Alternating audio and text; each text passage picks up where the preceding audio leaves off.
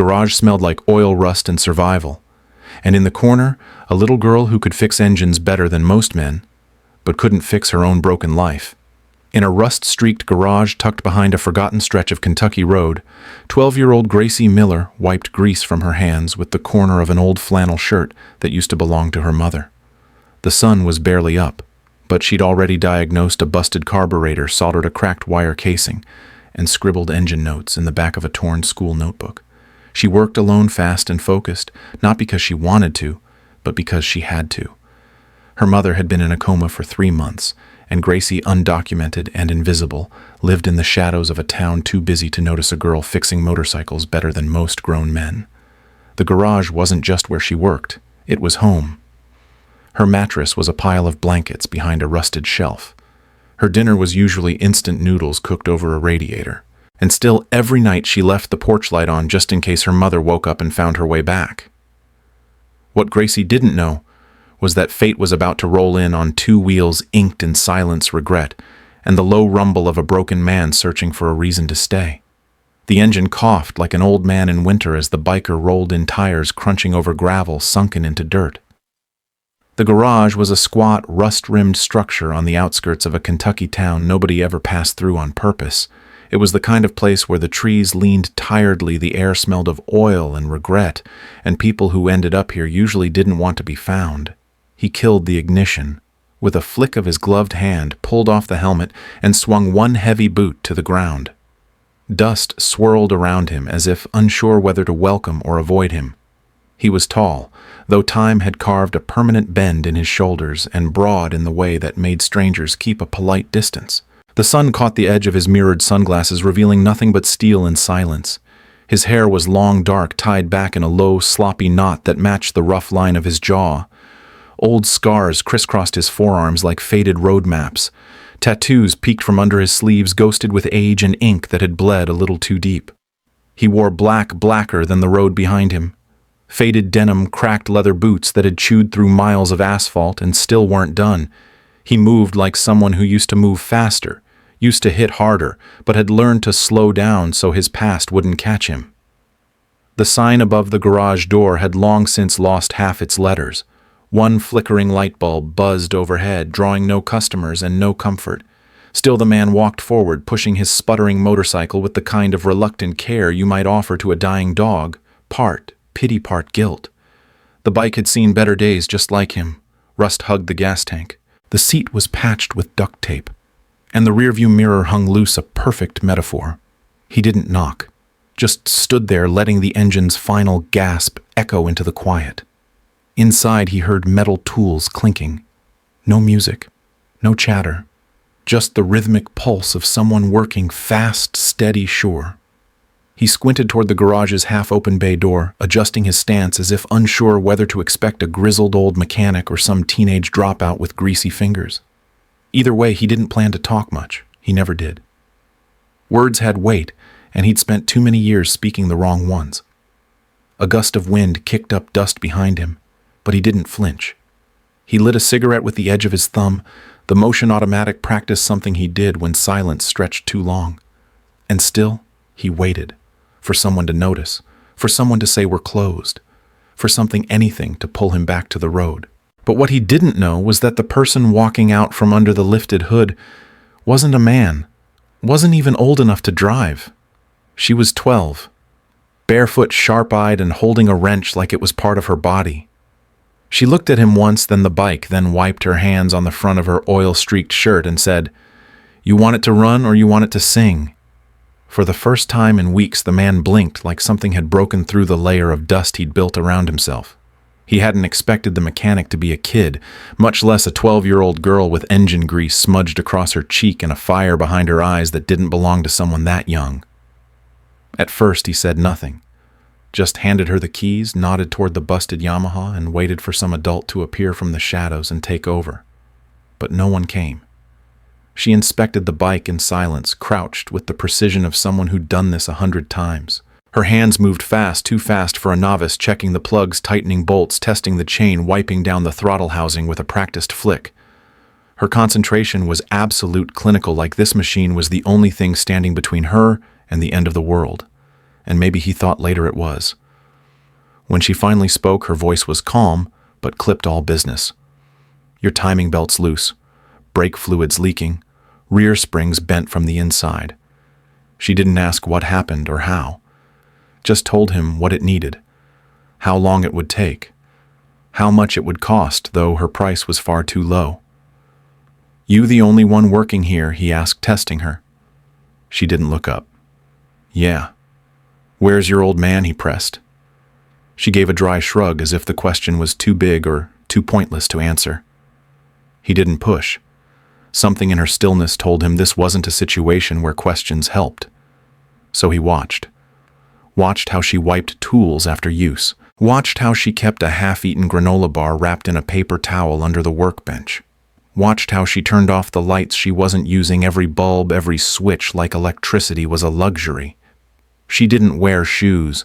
Her feet were calloused and stained with oil, her jeans too big and cinched at the waist with what looked like a jump rope.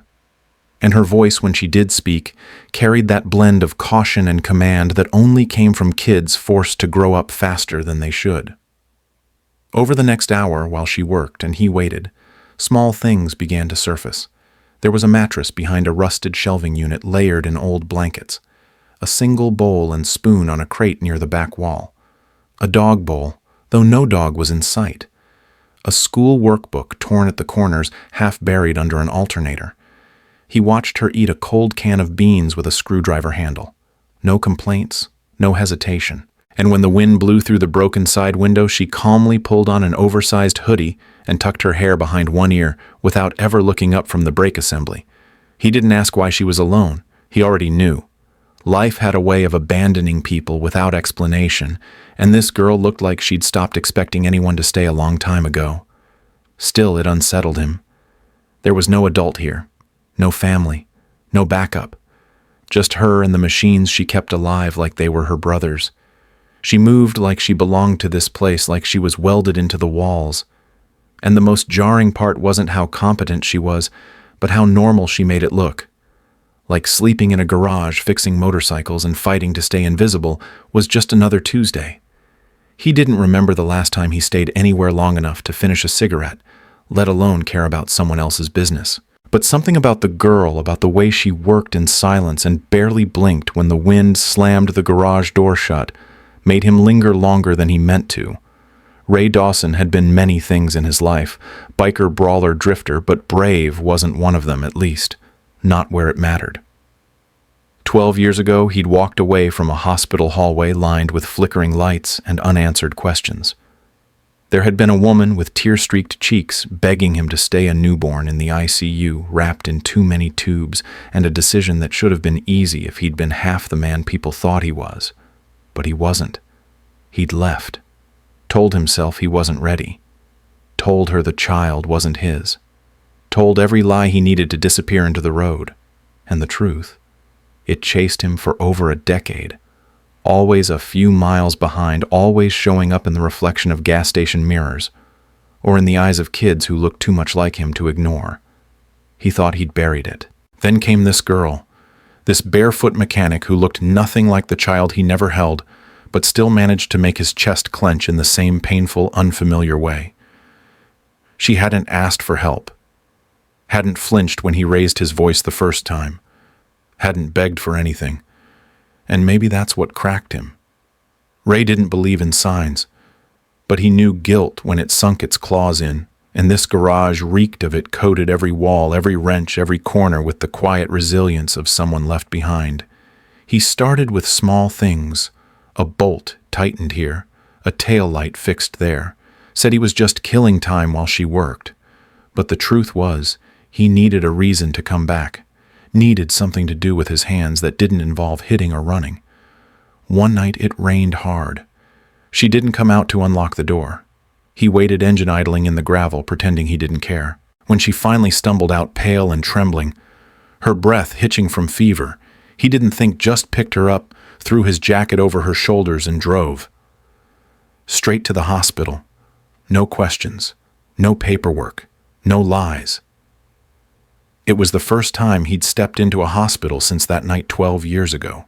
The smell hit him like a punch bleach and memory and everything he thought he'd forgotten. But this time he didn't run.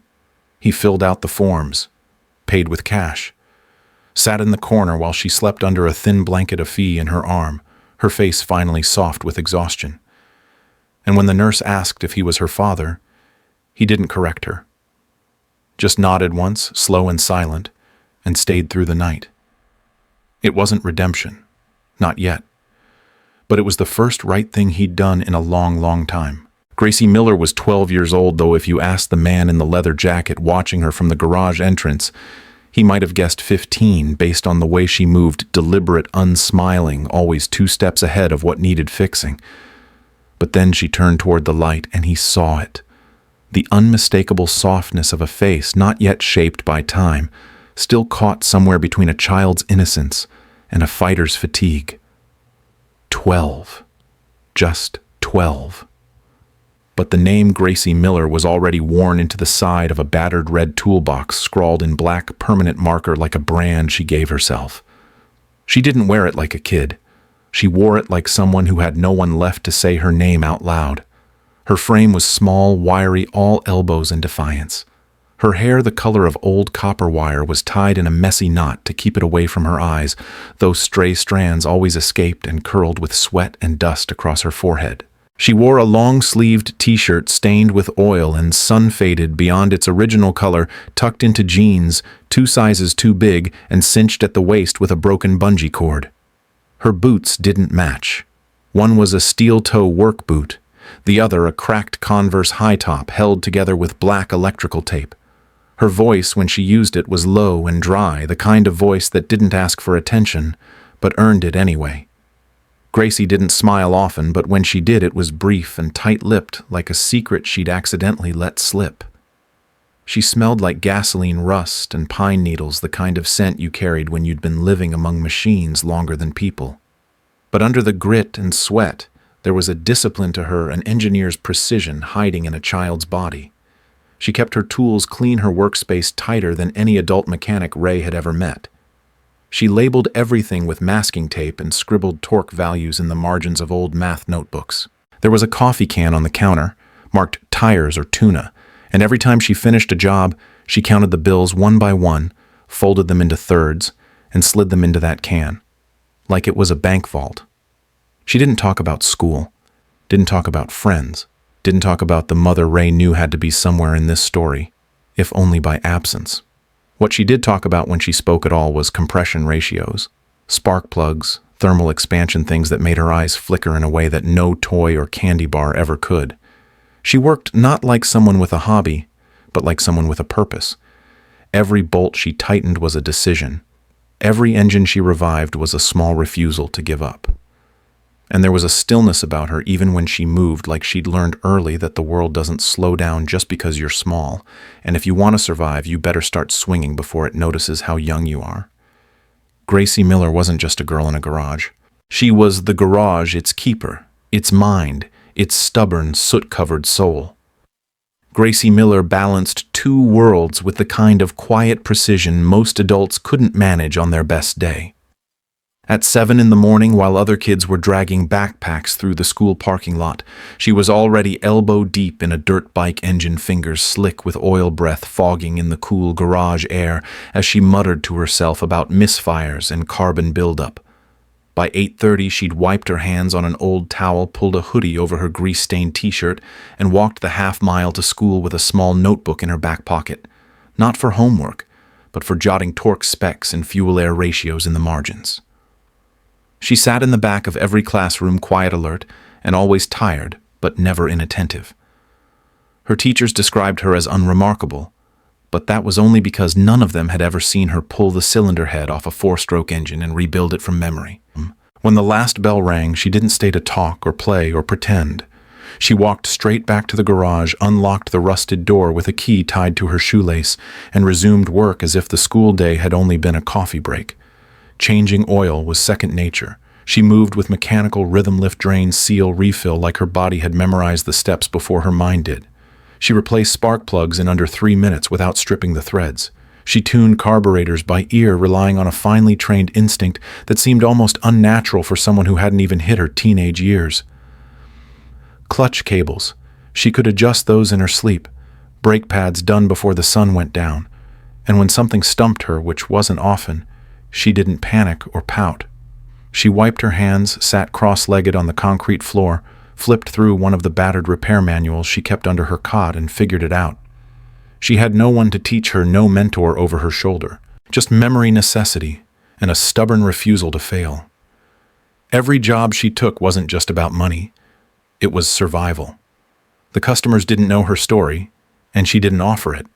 They came, they paid, they left. Some grumbled about her age, but most came back after realizing their bikes ran smoother after Gracie's touch than any shop in town. She wasn't just good for a kid. She was good, period. And deep down, maybe that was what kept her going.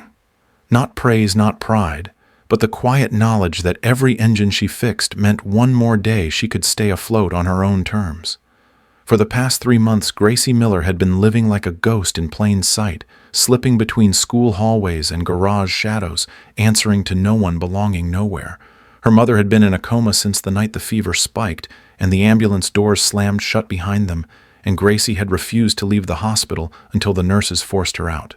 They told her someone from Child Services would come. They told her an aunt in another state had been called. But Gracie knew better. She'd heard the way they talked when they thought she wasn't listening, words like ward of the state placement temporary custody. Words that meant strangers.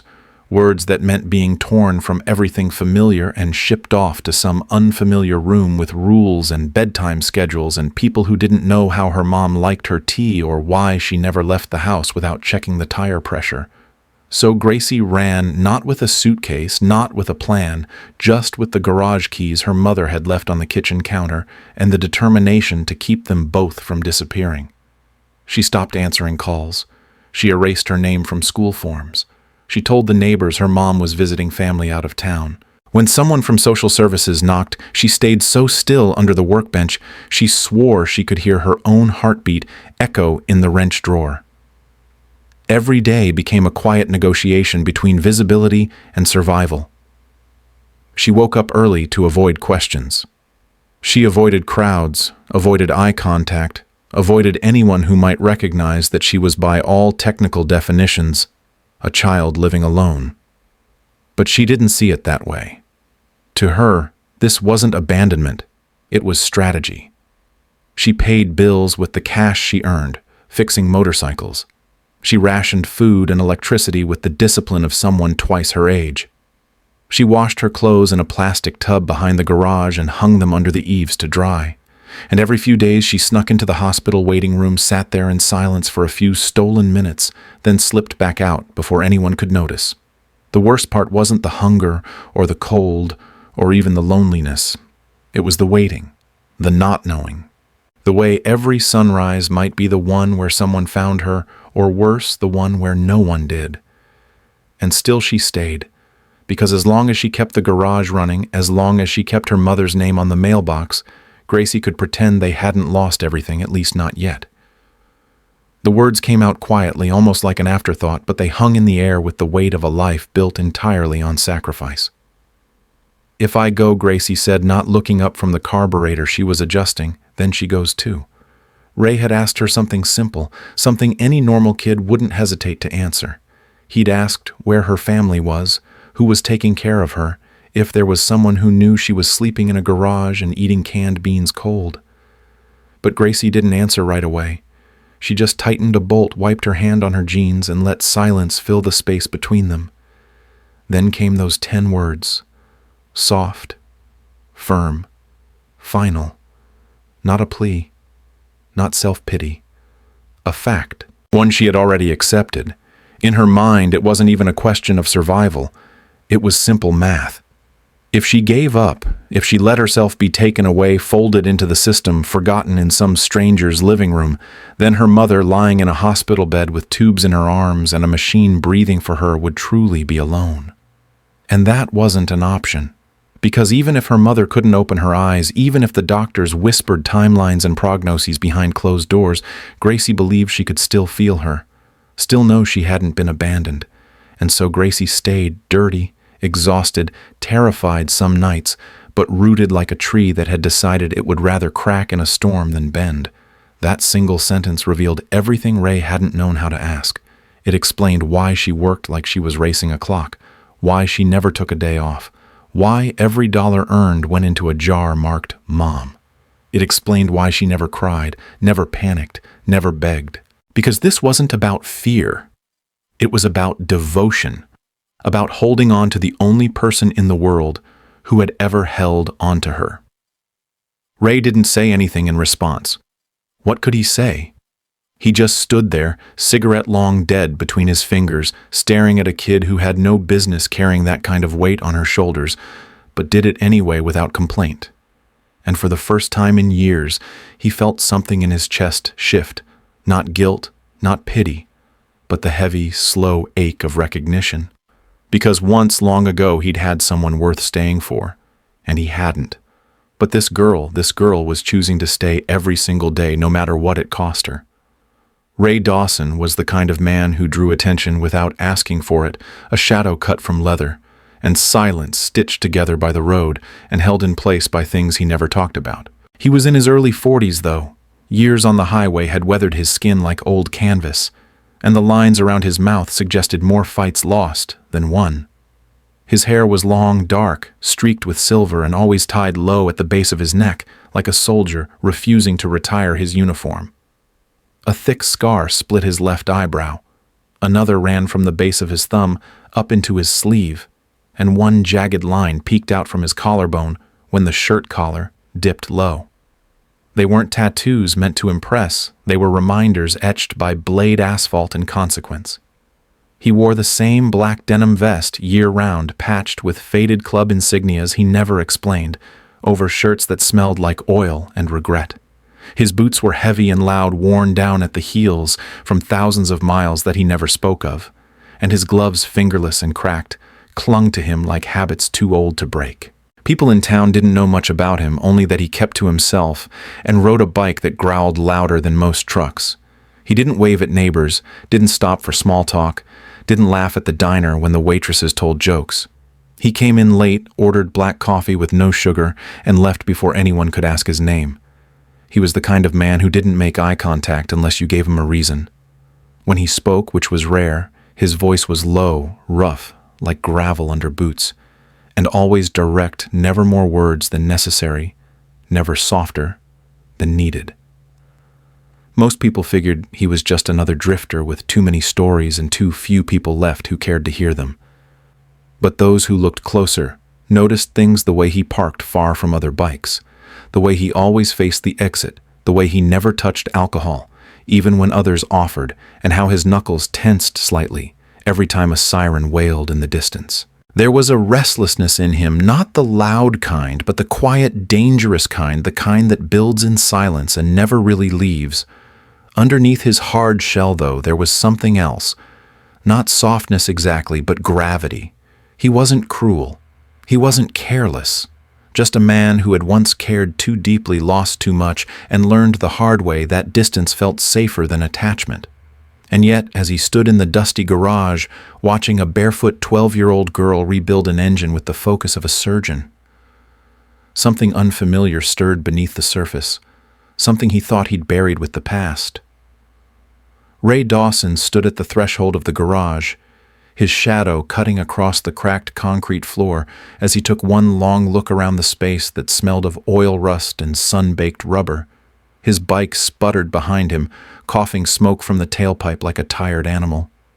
He hadn't meant to be short, but old habits didn't die quietly. He squinted into the gloom, voice low and flat, and said, "Get the lead mechanic." He expected a bearded man to come out wiping his hands on a rag, maybe someone in their 40s with a cigarette dangling from his mouth and a bad attitude to match. But instead, from behind the lifted hood of a dirt bike, a small figure crawled out on hands and knees, barefoot, ponytailed with grease smeared across her cheek like war paint. She couldn't have weighed more than 80 pounds, soaking wet. Her shirt was too big, sleeves rolled to the elbows, and her jeans were cinched tight with a rope at the waist. She wiped her hands on a shop towel, tossed it onto the workbench, and looked up at him with eyes too steady. too old for someone her size. "That's me," she said, her tone crisp and unimpressed. "Gracie Miller. What's wrong with your bike?" Ray blinked. He wasn't used to being surprised, much less corrected by someone who didn't even come up to his chest. He crossed his arms, glanced over her shoulder as if waiting for an adult to step out from the shadows and say, "This was all a joke," but no one came. Just the buzz of a flickering overhead light and the faint whine of cicadas outside. "You're the mechanic?" he asked, this time slower. Unless the tools are haunted, she deadpanned, already walking toward his bike without waiting for permission. Ray felt something twist in his gut, not anger exactly, but something more complicated.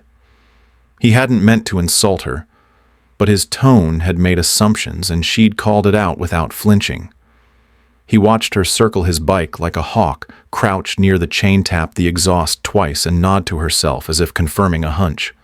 "Spark plugs fouled, you've got a misfire in cylinder 2 and your carburetor's off balance?" She muttered more to the engine than to him.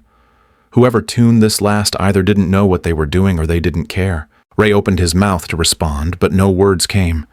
The usual arrogance he met with silence or a barked retort didn't work here. She wasn't trying to impress him. She didn't even seem to notice him beyond the mechanical problem in front of her. In that moment, the power shifted, not with volume, but with certainty. And for the first time in a long while, Ray Dawson didn't feel like the biggest force in the room. From beneath the lifted frame of a dusty dirt bike, a small hand emerged first, followed by a pair of skinny arms covered in oil smudges, then a mop of copper hair tied back in a crooked ponytail. Gracie Miller slid out on her stomach, grunting softly as she reached for a wrench that had rolled just out of her grasp. Her fingers closed around it with practiced ease, and she rose to her feet in one fluid motion, brushing gravel and flecks of rust from her jeans without looking up. Only when Ray Dawson cleared his throat did she finally glance toward him. He was standing there tall and grizzled, a frown carved deep into his weathered face, arms crossed and shoulders stiff like he expected trouble from someone behind her. "Goito chinjra," he'd said in that low, unimpressed tone, the kind that always assumed, the kind Gracie had heard before at gas stations, hardware stores, in the voices of men who saw her size, her age, her gender, and made decisions before she even opened her mouth. She met his gaze with the steady calm of someone who didn't have time for pride or permission. Then, without a trace of irony or hesitation, she said clearly, "That's me, sir. I'm the lead mechanic." Ray blinked. His brow furrowed deeper and his eyes darted around the garage like he expected someone to pop out and yell, "Gotcha." But all he saw was a mattress rolled up near the back wall, a wall of tools organized with almost military precision, and a chalkboard covered in engine diagrams, torque ratios, and handwritten notes too advanced for someone who hadn't even reached high school. "You're kidding," he muttered more to himself than to her. Gracie just shrugged already, wiping her hands on a rag and nodding toward his bike like she was ready to work. There was no puffed-up confidence in her tone. No sarcastic bite. Just a simple fact presented plainly. She didn't need to prove anything, she had work to do. That more than anything made Ray pause. He'd met his share of loudmouth kids pretending to know engines, all swagger and no skill. But this girl, she was quiet, composed, focused, like she belonged here more than he did. And the way she moved, the way she rolled out from under the machine without embarrassment, stood upright, and delivered her line without flinching, was a kind of authority he couldn't argue with. In that moment, Ray didn't just see a girl who happened to know machines. He saw someone who had built her whole world on the bones of engines and hard-earned skill, and who didn't need him or anyone to validate her right to be exactly where she stood. The final bolt clicked into place with a confident twist, and Gracie wiped the sweat from her brow, using the back of her arm smearing a black streak across her temple without noticing. She didn't announce that she was done. She didn't ask for approval or explanation. She simply stood, rolled her shoulders, and gestured toward the motorcycle like a magician who didn't need applause. Ray Dawson raised an eyebrow, skeptical. He didn't say anything, but his silence was loud. He stepped forward, swung a leg over the seat, turned the key, and held his breath as he thumbed the ignition. For half a second, there was nothing. Then the engine purred to life, not with a cough or a sputter, but with a clean, low hum that settled into a rhythm so smooth it made the hair on the back of his neck rise. The sound was perfect. No hiccups, no backfire, no uneven pull. It was the kind of engine tone that mechanics spent years chasing and rarely caught. Ray tightened his grip on the handlebars, twisted the throttle gently, and listened as the engine responded like it had been born new again. His jaw flexed, but he said nothing. He glanced at the mirrors, at the clutch tension, at the idle, all of it exactly where it should be. Not just fixed, but tuned, personalized, understood. He dismounted slowly, eyes still on the bike as if it might offer some explanation for what just happened. Gracie stood a few steps away, arms crossed, her expression unreadable. She wasn't smug. She wasn't waiting for praise. She was already cleaning up the tools, sorting sockets back into their tray, wiping the grease off the wrench before sliding it into its designated slot. It was just another job to her, another machine brought back to life, another piece of the day done right. And that more than anything made Ray's chest tighten.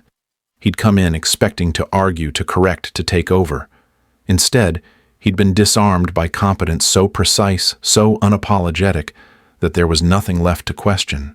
She hadn't won by shouting or proving a point. She'd won by doing what few could, fixing something broken without fanfare or failure. Ray opened his mouth, then closed it again. Words felt clumsy in the face of what he'd just witnessed, so he nodded once, slow, almost imperceptible, and watched as the girl who called herself the lead mechanic returned to her world of gears and silence, already reaching for the next thing that needed saving. Ray came back the next day, not for the bike, it was running better than it had in years, but because something about that garage, about the girl moving through it like a ghost with purpose, had lodged itself in his chest and refused to let go. He told himself it was nothing, that he was just checking to make sure she hadn't botched the tune-up or missed a detail. But when he pulled up engine low and steady, and saw her sitting cross-legged on the floor, eating cold, instant noodles straight from the cup with a bent screwdriver, he realized it had nothing to do with machines. It was the noodles. The way she didn't flinch when he arrived, didn't smile or scowl or shift her posture, just kept eating with the quiet resolve of someone who'd gone too long pretending hunger was normal. The cup was half full, the broth clinging to the edges, steam long since gone. She blew on it anyway out of habit, not heat. That tiny gesture, so human, so small, made Ray's gut twist harder than any broken rib ever had. He stood there for a moment, unsure what to say. He had never been good at words. Most of his life he let his silence do the talking, or his fists when silence failed. But this wasn't a bar fight or a poker table or a mechanic shop. This was a child eating cold food in a garage where she slept behind a shelf and somehow made the world run like she had it under control. "You should heat that," he muttered finally, his voice scraping the air like gravel. She looked up, blinking once, then shrugged like it didn't matter. "Not enough gas to waste on water," she replied, then went back to eating. That was it. No complaint, no drama, just cold noodles and arithmetic survival. Ray didn't answer. He walked back to his bike, opened the side compartment, pulled out an unopened granola bar, and tossed it onto the floor near her without ceremony. She didn't say thank you. He didn't expect her to. But she did reach for it slowly, cautiously, and that was enough. Later that night, as he sat by his rented trailer drinking lukewarm coffee and staring at the stars, he never believed in. Ray realized something: the garage had nothing he needed, and yet he already wanted to return. Not for the bike. Not even for the girl exactly, but for the quiet weight of presence, for the way she reminded him without meaning to that sometimes people didn't need fixing. Sometimes they just needed someone to come back. Gracie never said much, but she watched everything. She noticed how Ray always rolled his shoulder before sitting, like an old injury still haunted the joint. She noticed how he never finished his coffee, how he flinched not visibly but inwardly whenever a siren passed by. She noticed how his hands, though calloused and strong, sometimes trembled, just slightly, when they were still too long. So she started leaving small things out. Not directly, never handed to him, that would have made it awkward. Instead, she'd set a dented thermos near the workbench, steam rising faintly from the lid. He never asked for it, but she noticed he drank every drop. She began warming extra rice in an old saucepan, covering it with a cracked plate to keep it from drying out. When Ray showed up late one evening with rain dripping from his sleeves, she casually slid a tin bowl across the table without looking up. "It's not much," she said, her voice steady, "but it's warm." And that was that. No grand gesture, just a quiet offering. The blanket came next.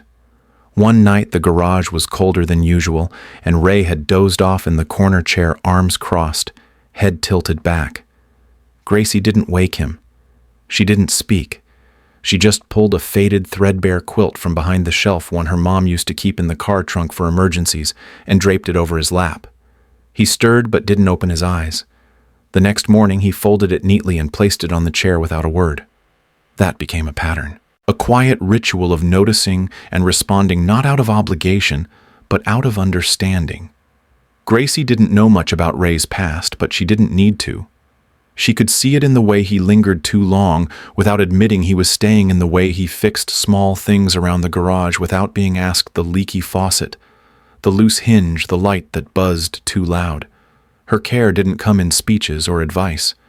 It came in warm rice, boiling water, an extra pair of gloves left beside the door. And slowly, without either of them acknowledging it, the space between them began to soften, not with sentiment, but with shared silence, with the comfort of presence. Gracie had learned early that people leave when you ask too much. So instead, she gave without asking. And in return, Ray began showing up without needing a reason. Ray never said it out loud, never told Gracie she shouldn't be living alone, never admitted that seeing her curl up behind a shelf with nothing but a thin blanket made something in his chest twist the wrong way. Instead, he picked up a screwdriver. That's how Ray spoke, in tools and time and quiet fixes and unasked for upgrades. One afternoon after she'd gone to school and the garage was empty except for the smell of rubber and dust, he climbed up on a rusted ladder and replaced the flickering fluorescent light above her workbench. He didn't ask if it bothered her. He just knew.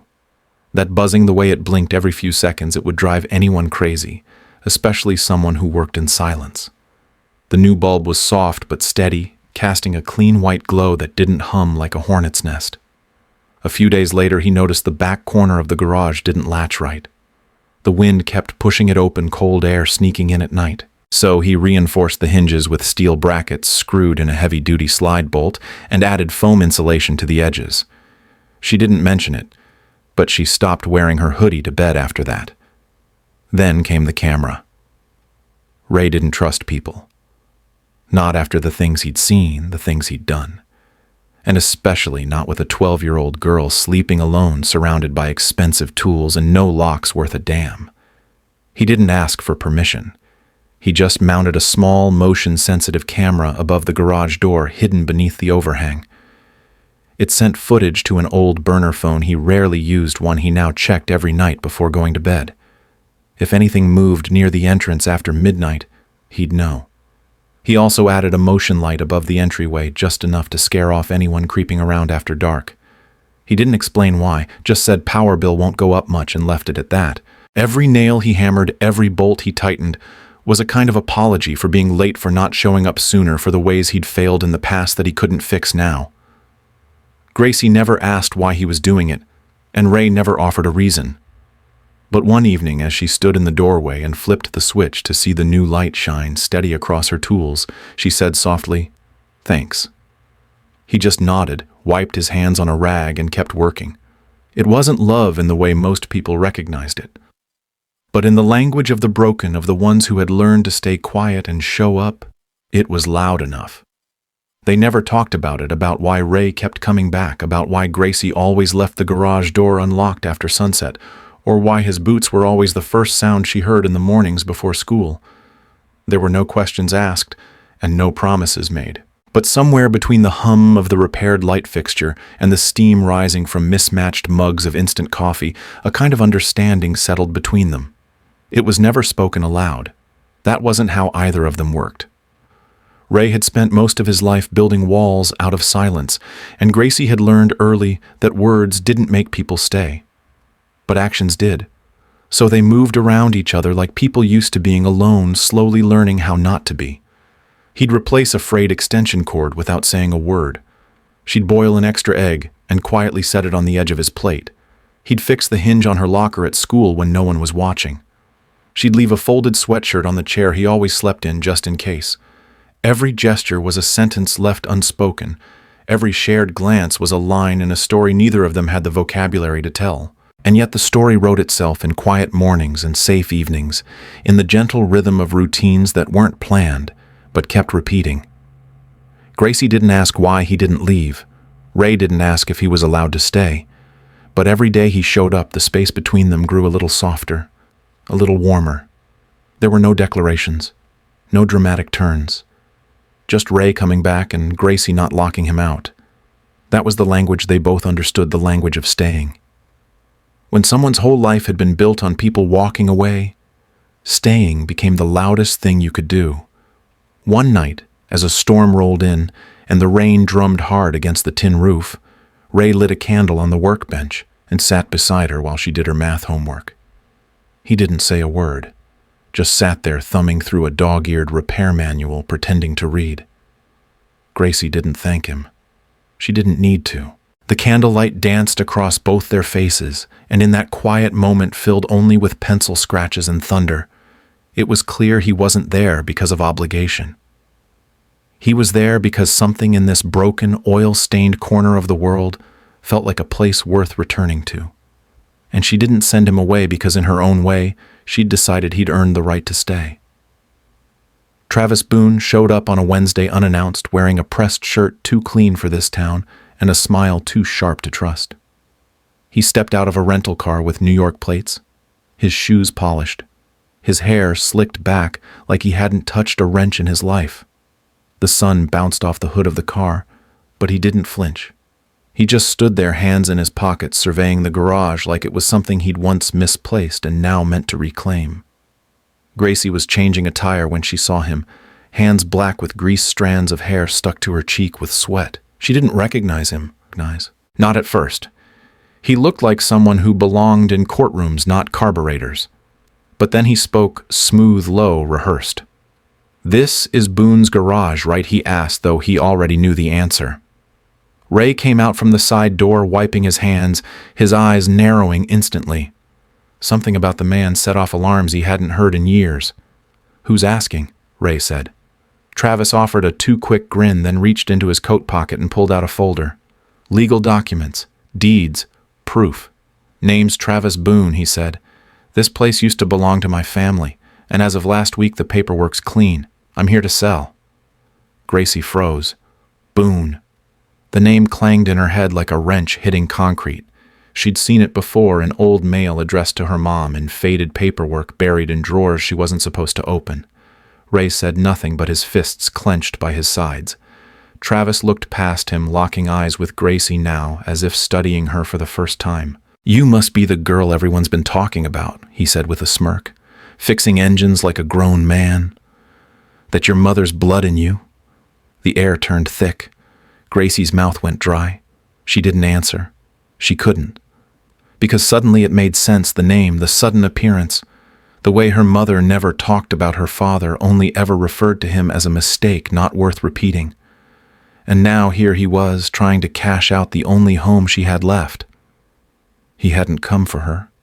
He hadn't come out of guilt or longing. He came for the building, for the money, and the realization stung deeper than any wound she'd ever earned on the garage floor. Ray stepped forward, quiet but dangerous, placing himself just slightly between Gracie and the man who'd abandoned her before she even had a name. The truth wasn't just arriving, it was here wearing polished shoes and a legal smile ready to take everything away. Travis Boone didn't raise his voice when he said it. He didn't need to. The cruelty in his words was sharpened by their calm delivery like a knife that didn't need to be swung to cut deep. He stood in the middle of the garage, clean shoes now dusted with gravel, and looked down at Gracie like she was a stain he had just noticed on an otherwise clean floor. "You think this place is yours?" he said. Voice, flat, eyes, cold. "You're just a mistake. A bastard. An accident your mother tried to hide." Gracie's chest went still. The wrench in her hand slipped, hit the concrete with a metallic clang, but she didn't hear it. All she could hear was that word bastard echoing through her like a crack in her foundation. Ray stepped forward instantly, shoulders tense, jaw clenched so hard the muscle jumped. "Watch your mouth," he growled. But Travis barely glanced at him. He was focused on the girl, on the one thing in this place he hadn't accounted for. "You don't belong here," he continued, tone-clipped, efficient like a man crossing off a list. "This garage has my name on the deed. I've got lawyers ready, buyers lined up. I don't care what sob story your mama spun before she died. You're not family. You're not entitled to a damn thing." The words landed one by one like slow punches, each one designed to hurt, not just displace. And they did. Gracie stood there, motionless, lips slightly parted, as if trying to swallow back every tear and tremble at once.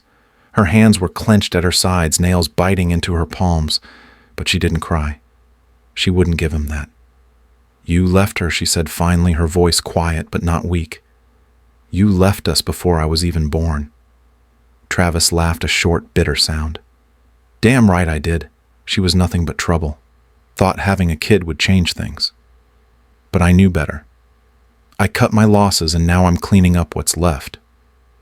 Ray couldn't hold back anymore. "You're the one who left," he said, stepping between them, eyes burning. "And she's the one who stayed, who worked, who bled for this place. If anyone's got a claim, it's her." Travis turned to face him, mask slipping just enough to show the contempt underneath. "Then let her buy it," he snapped. "If she's such a damn mechanic, let her come up with the cash." And just like that, the truth was laid bare. Travis wasn't here for reconciliation or truth. He was here for profit, power, and pride. And if he had to tear down a 12-year-old girl to get it, he wouldn't blink twice. Ray didn't think. He just moved. 1 second, Travis's words were still hanging in the air like smoke after a fire, ugly, poisonous, meant to burn, and the next Ray was standing squarely between him and Gracie. His boots planted hard on the concrete, his arms loose but ready. There was no ceremony, no warning, no speech. He didn't turn to ask Gracie if she was okay. He didn't try to calm her or offer comfort with words. That wasn't his way. Instead, he did the only thing his body had been trained to do after years of regret and silence. He put himself in the way. He became a wall, and it was enough. Gracie didn't flinch, didn't crumble, but the barely visible tension in her shoulders eased just enough when Ray stepped in front of her. She could breathe again, and that for him was all that mattered. Travis Boone raised an eyebrow, almost amused. "What's this?" he scoffed. "You playing daddy now?" Ray didn't respond. He didn't blink. He just stared him down with that heavy, quiet intensity that had once made grown men back out of bar fights before the first punch. He didn't need to be loud. The threat was in his stillness. "That girl's been living in a garage like a damn stray," Travis, continued, voice rising with frustration masked as disbelief. "And you're standing here like you've got some right to protect her." Ray's jaw ticked. Slowly, he took one step closer, enough to make the space between them almost uncomfortable.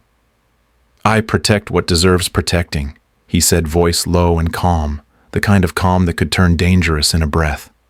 "And she's more family than you've ever been." Travis scoffed, shaking his head, but something in his eyes faltered. Maybe it was the certainty in Ray's voice. Maybe it was the look he'd seen in Gracie's eyes just moments before, the one that refused to break, even after all he'd said. Ray didn't move again. He didn't explain himself, didn't justify why he was there or how this oil-stained garage had somehow become a home. But in the way he stood, broad-shouldered, unshaken, immovable, he made something very clear. If Travis wanted to hurt that girl again, even with words, he'd have to go through him first. And even Travis Boone, polished shoes and legal papers in hand, could see there were some walls not worth crashing into. Ray's voice didn't rise when he said it, but the words landed like a hammer on steel, solid final, echoing through the garage with a force no courtroom could match. Travis had been smirking, ready to toss another insult, already turning toward his car like the matter was settled, like he could walk back into Gracie's life just to rip it apart for profit, and then disappear again. But then Ray spoke, slow and deliberate, every syllable shaped by years of silence, guilt, and something new, something deeper than blood. "She doesn't need you to claim her," he said, locking eyes with Travis. You never earned that right, and she doesn't need your name, your money, or your shadow." He stepped forward once more, not to threaten, not to fight, but to draw a line that couldn't be crossed. "You don't want to be her father, good. She's better off." Because from this day forward he paused, glancing over his shoulder just once, at the girl standing behind him, whose hands were still shaking, but whose spine was straight. "She's mine." The words weren't performative. They weren't shouted for effect or softened for comfort. They were a vow, one spoken without ceremony, forged not from obligation, but from presence. Gracie said nothing. She didn't need to.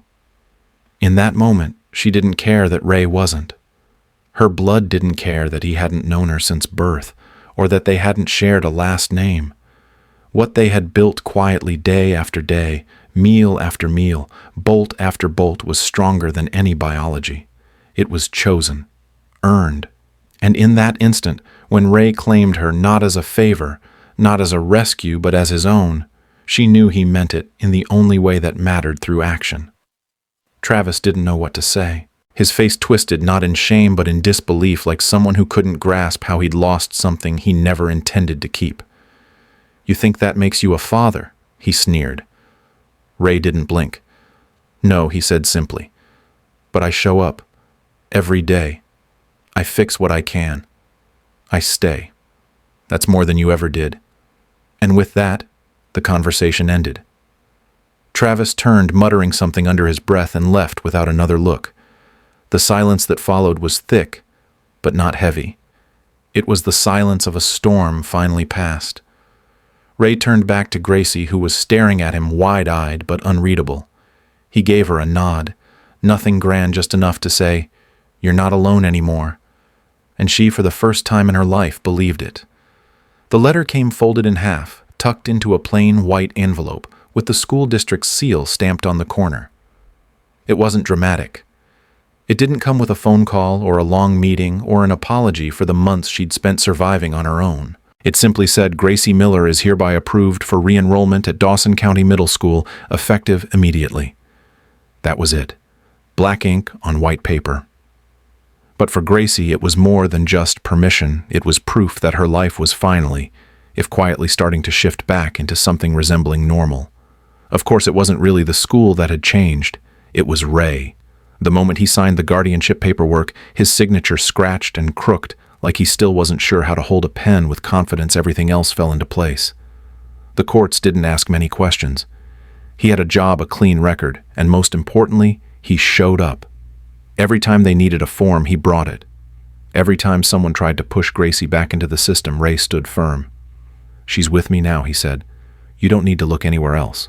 And for once, no one did. On her first morning back at school, Gracie wore clean jeans, a black hoodie 2 sizes too big that Ray had once used for motorcycle trips, and a backpack filled with new pencils, a calculator still in its plastic wrapping, and a small note tucked inside the front pocket. She didn't find the note until lunch. It was scrawled on a gas station receipt in Ray's unmistakable handwriting. "You got this. If anyone gives you trouble, send them to the garage." She read it 3 times before folding it gently and sliding it back into her bag like a secret weapon.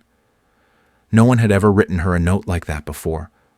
Not her mother, not a teacher, not a relative.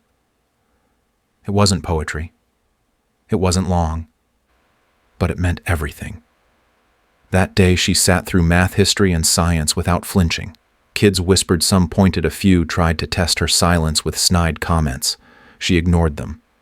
Because when the bell rang and she walked out the front doors, Ray was there, not leaning coolly against his bike like in the movies. Just sitting in the old truck he'd started using since he became her guardian engine, running heater on a paper bag with warm chicken nuggets on the seat beside him. He didn't say much when she climbed in, just glanced over and asked, "School suck as much as I remember?" She nodded. He grunted. And they drove off, not toward anything grand, but toward something steady. Something real. Something finally theirs. The new sign went up on a quiet Sunday morning, just as the mist was starting to lift off the hills, and the first light stretched across the cracked asphalt in front of the garage. There was no crowd, no ribbon cutting, no grand opening ceremony. Just Ray standing on a rickety old ladder with a drill in one hand and paint on his knuckles, and Gracie steadying the base below, squinting up at the letters as they were bolted into place one by one. The old rusted Boone's garage plaque had been ripped down weeks earlier, its name peeled away like the bad memory it was. In its place, 4 bold words gleamed against a fresh whiteboard: RD Motors, Ray and daughter. It wasn't fancy. The font was a little crooked, and the ampersand looked more like a pretzel. But it was theirs. Gracie stared at it for a long time, the wrench in her hand forgotten her chest rising slowly as the letters sunk in. Ray and daughter. She said it silently over and over again like a chant. It wasn't just a name, it was a statement that she belonged, that she was no longer an afterthought, a burden, a shadow living behind the shelves. She was the daughter. She had a place, and it was written in wood and metal for the whole town to see. Ray didn't make a big deal out of it. He never did. He just climbed down, wiped the sweat from his brow, and nodded toward the open bay doors. "You ready to get back to work?" he asked, like nothing had changed. But everything had. Inside the garage, the shelves were organized the way Gracie liked them now. The socket wrenches were in order. Her diagrams were taped to the wall. A second workbench had been added beside Ray's smaller lower, with her own set of tools lined up like soldiers in formation. It wasn't charity. It wasn't symbolic. It was functional. She earned it. They worked side by side that afternoon, not saying much, music playing softly from an old radio propped near the fan. Customers came and went. A few glanced at the new sign and did a double take. Most smiled. Some nodded. No one questioned it, because by now the town had seen what Ray and Gracie had become, not just mechanic and helper, not just man and girl, but father and daughter in the truest sense. Not by blood, but by choice, by time, by presence. The new name didn't erase the past, it rewrote the future. And every bolt they tightened, every engine they brought back to life beneath that new sign, was proof that something broken could still be rebuilt, stronger, louder, and more honest than ever before. It was almost midnight when Ray glanced at the clock and realized the garage had finally gone quiet. The tools had been put away, the workbenches cleared, and the radio turned off hours ago. Outside, the wind hummed against the metal siding, and inside, the only light still on was the warm amber bulb above Gracie's corner cot, the one he'd installed after realizing she hated sleeping in the dark. Not because she was scared, she'd insisted, but because in the dark, everything disappeared. The sound of her mother's breathing, the ticking of old machines, the promise that someone might still be there when she woke up. So he left the light on, every night. And tonight was no different. Ray walked over quietly, boots barely making a sound on the concrete, and stopped at the edge of her makeshift bed tucked behind the old tool cabinet. She was already asleep, her arms curled tight against her chest, a smudge of grease still on her cheek, her knees poking out of the blanket like she'd forgotten to pull it up all the way. She slept like someone who wasn't used to safety, still half curled like she might need to run. Ray reached down and gently adjusted the quilt over her, pulling it up past her shoulders, tucking it under her chin, like he'd seen in old movies but never tried himself.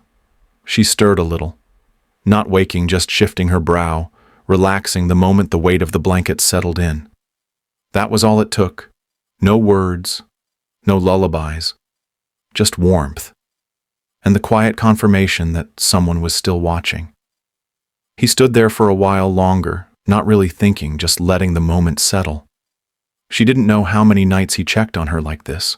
Didn't know that before he started leaving the light on, he used to sit awake listening for her breath to change, for any sign that she was dreaming badly or waking alone. Now it had become routine. She trusted the light would be there, trusted the blanket would be pulled up if it slipped, trusted that someone gave a damn. And Ray, in his own stubborn, silent way, had come to love this strange new ritual, not because it made him feel like a hero, but because it gave him something real, something grounded. He turned to leave, pausing only to glance back one last time. The soft yellow glow of the bulb washed over her face, casting gentle shadows that made her look younger, more peaceful. Not like a kid who'd rebuilt engines to survive, just like a kid. And in that moment, surrounded by the scent of old oil and cooling metal, Ray Dawson understood what it truly meant to be a father. It wasn't about biology or legacy or the right words. It was about staying, about showing up, about pulling the blanket up night after night without being asked. It was the simplest thing, and it meant everything.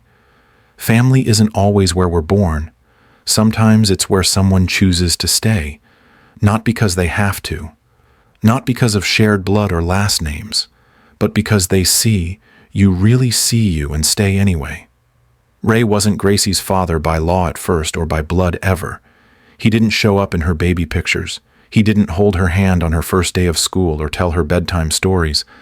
But he showed up when it mattered, with warm rice, with an old blanket, with a broken light bulb replaced in silence. He came back the second day, not for the bike, but for the cold cup of noodles on the floor. He stayed the third day and the day after until the space between them became home. He didn't need her to call him Dad. He just needed her to know she wasn't alone. And maybe that's the most radical kind of love, the kind that doesn't announce itself but proves itself, with presence, with repair, with late-night drives and lights left on and hands that fix what the world has broken. Because sometimes the people who save us aren't the ones we expected. They're the ones who quietly decide, you're mine and I'm not leaving. Family isn't the place we start from. It's the place we build.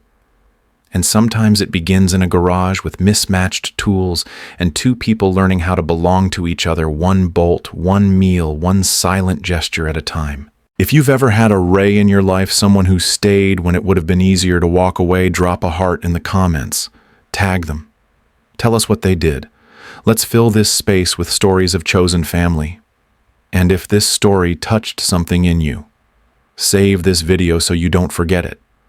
Comment your favorite moment, and hit follow for more stories that remind you what love really looks like. Because sometimes all it takes is one person who stays. And maybe that story starts with you.